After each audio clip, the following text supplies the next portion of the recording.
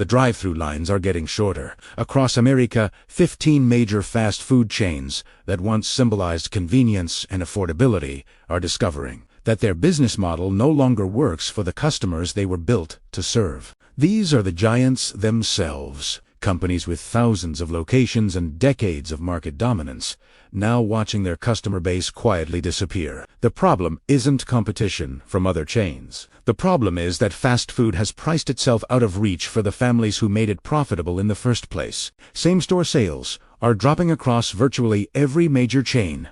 Customer visits are down double digits. The average transaction amount has increased while total revenue declines, meaning fewer people are paying higher prices for food that used to feel affordable. The fast food industry built its success on being recession-proof, the place families turned when money was tight. But 2026 has revealed that nothing is recession-proof. When the recession hits, the people who made you successful. Let's start with the chain that convinced America that burgers could cost $15. McDonald's was supposed to be immune to economic pressure. The golden arches represented the final safety net in American dining, where families could feed everyone for $20. That immunity is cracking under prices that no longer make sense to working families. A Big Mac meal now costs $14.89 in most markets. For a family of four, dinner at McDonald's approaches $60, placing it in casual dining territory without the service or food quality to justify such pricing. The value proposition that built McDonald's empire has completely disappeared.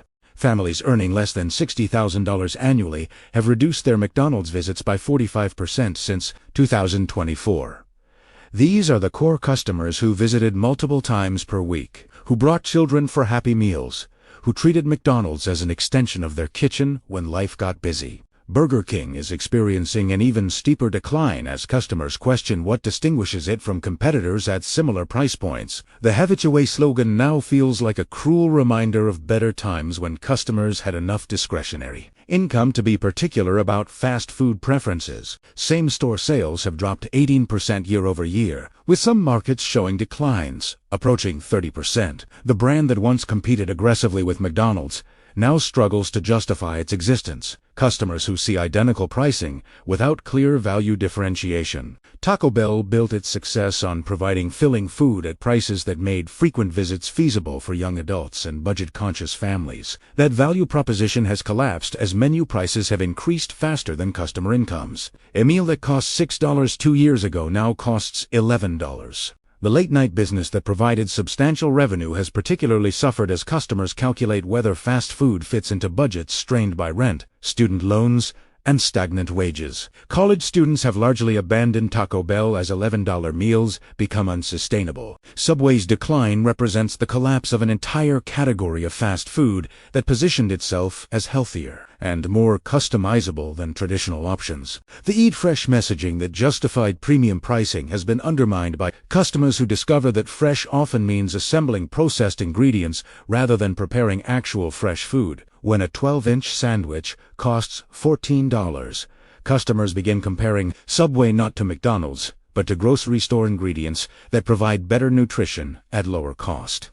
Franchise owners are abandoning the system at unprecedented rates as they realize that Subway's model requires customer loyalty that no longer exists. The convenience of customized sandwiches loses appeal when customers can prepare better sandwiches at home for half the cost and twice the quality. The health positioning that once attracted customers has been thoroughly undermined by investigations showing that many Subway ingredients contain preservatives, additives, and sodium levels that contradict healthy eating goals. Customers who paid premium prices for perceived health benefits feel deceived and have largely stopped returning. Location closures are accelerating as franchisees discover that Subway's operational requirements don't align with current customer traffic patterns. The high rent, labor costs, and franchise fees that were sustainable during peak popularity become impossible to justify with current revenue levels. Workers report that the assembly line sandwich, making that once required speed and efficiency, now involves long periods of waiting between customers. The skills that made someone successful at Subway during busy periods are no longer needed in the current low-traffic environment.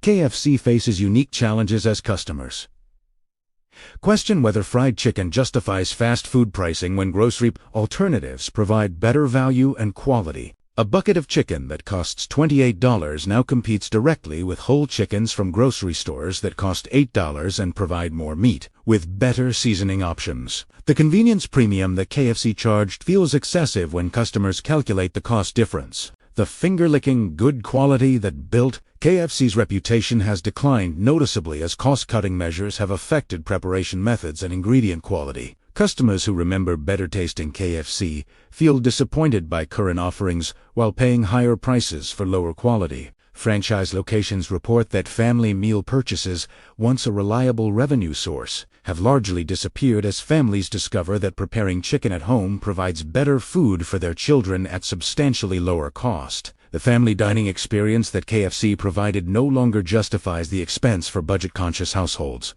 The side dishes that once added profitable revenue to chicken purchases have become expensive add-ons that customers increasingly skip. A complete family meal with sides now costs $40, placing it in competition with sit-down restaurants that provide better service and atmosphere. Workers describe a dramatic change in customer behavior, with fewer large orders and more individual purchases as customers try to control spending while still occasionally enjoying fast food. The group meals and family celebrations that drove profitable sales have mostly vanished. Pizza Hut's transformation from family restaurant to delivery-focused business has coincided with pricing that makes pizza an occasional luxury. Rather than regular family food, a large pizza with toppings now costs $25 before delivery fees and tips, making the total cost approach $35 for food that can be made at home for $8 with better ingredients and more generous toppings. The value equation that made pizza delivery attractive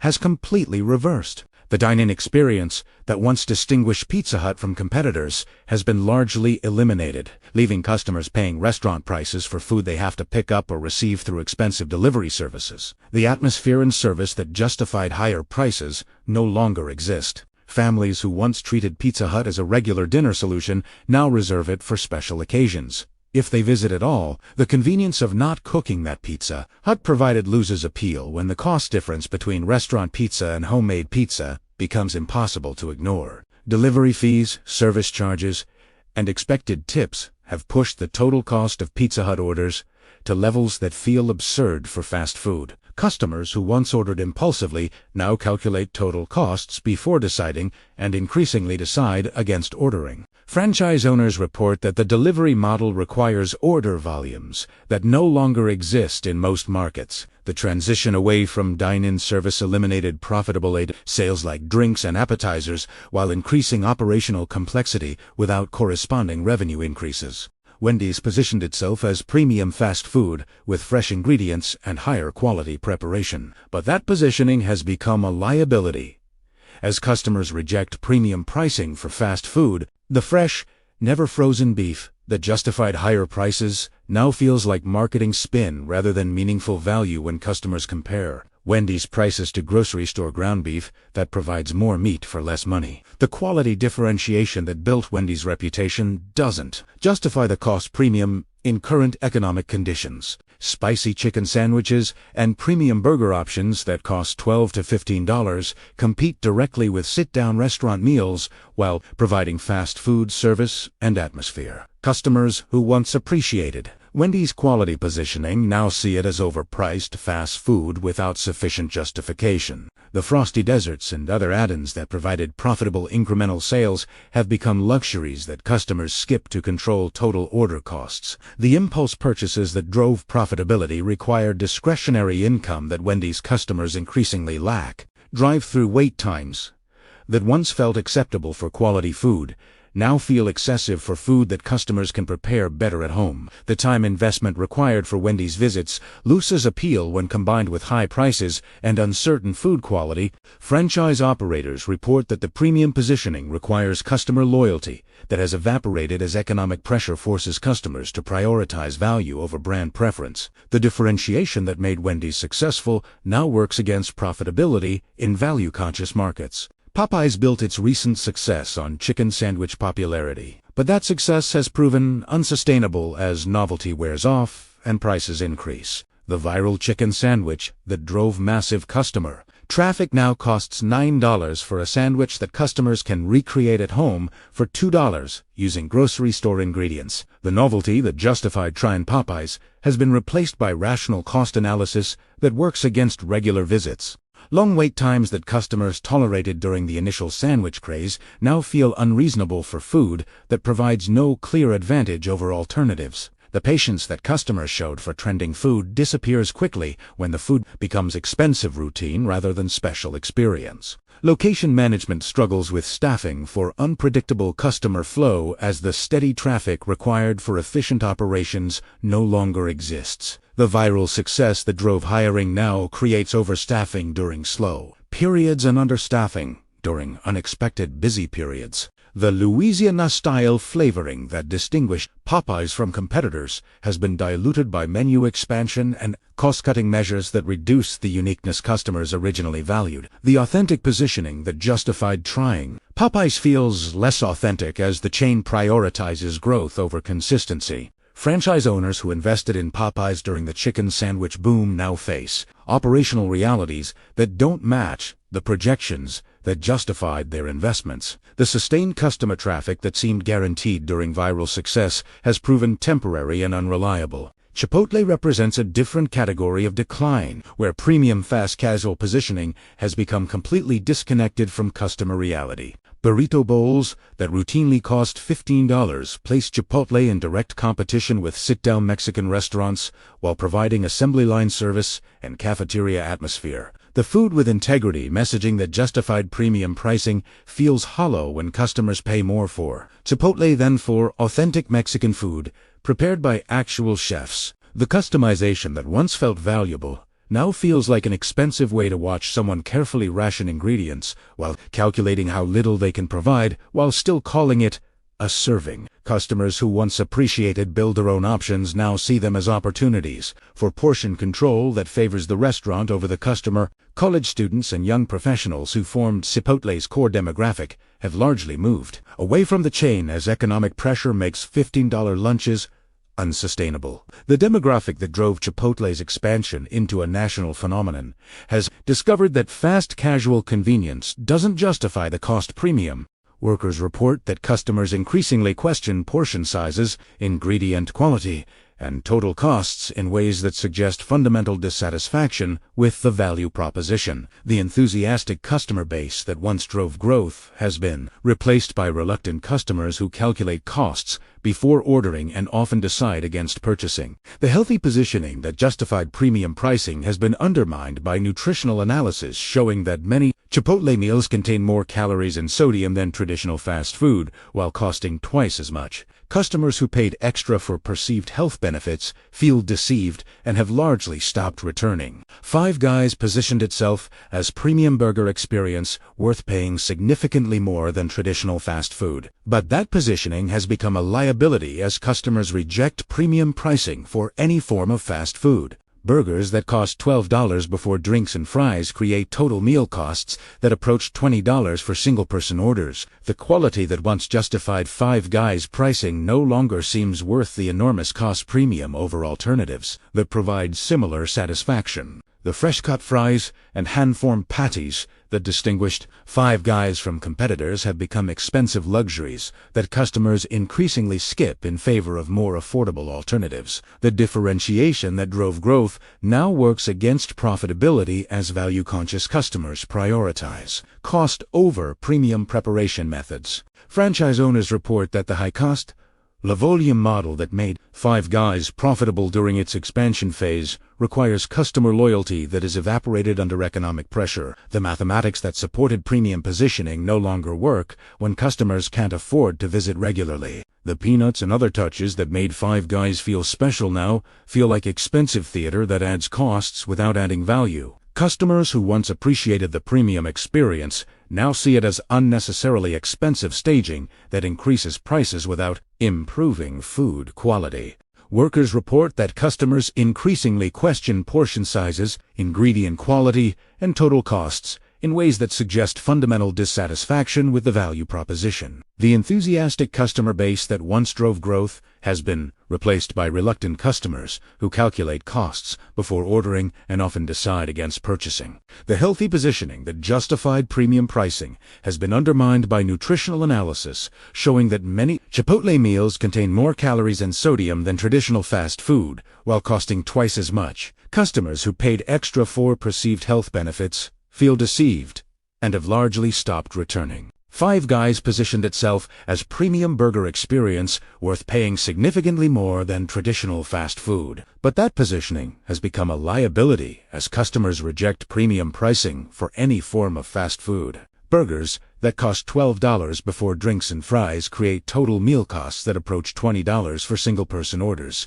The quality that once justified Five Guys pricing no longer seems worth the enormous cost premium over alternatives that provide similar satisfaction. The fresh-cut fries and hand-formed patties that distinguished Five Guys from competitors have become expensive luxuries that customers increasingly skip in favor of more affordable alternatives. The differentiation that drove growth now works against profitability as value-conscious customers prioritize cost over premium preparation methods. Franchise owners report that the high-cost, the volume model that made Five Guys profitable during its expansion phase requires customer loyalty that has evaporated under economic pressure. The mathematics that supported premium positioning no longer work when customers can't afford to visit regularly. The peanuts and other touches that made Five Guys feel special now feel like expensive theater that adds costs without adding value. Customers who once appreciated the premium experience now see it as unnecessarily expensive staging that increases prices without improving food quality. Workers describe a fundamental change in customer behavior, with fewer impulse visits and more calculated decision-making that often results in customers leaving without ordering. The spontaneous purchases that drove Five Guys' profitability require discretionary income that customers increasingly lack. Sonic Driven built its identity around car hop service and unique menu items, but both differentiators have become liabilities rather than advantages. The car hop service that once felt nostalgic and fun now feels slow and inefficient compared to drive-through alternatives. Customers who once enjoyed the novelty of ordering from their cars now see it as an unnecessary delay that increases costs without improving the dining experience. Menu items like slushes, corn dogs, and specialty drinks that justified visiting Sonic have become expensive luxuries that customers increasingly skip. The unique offerings that drove customer traffic now feel overpriced compared to similar items available at grocery stores or other restaurants. The pricing structure that made Sonic profitable during its expansion phase requires customer traffic levels that no longer exist in most markets. The operational costs of car hop service become unsustainable when customer visits decline below minimum thresholds required for profitability. Franchise owners report that Sonic's unique operational requirements create costs that can't be easily reduced when revenue declines. The infrastructure that made Sonic distinctive becomes a burden when customer demand no longer justifies the expense.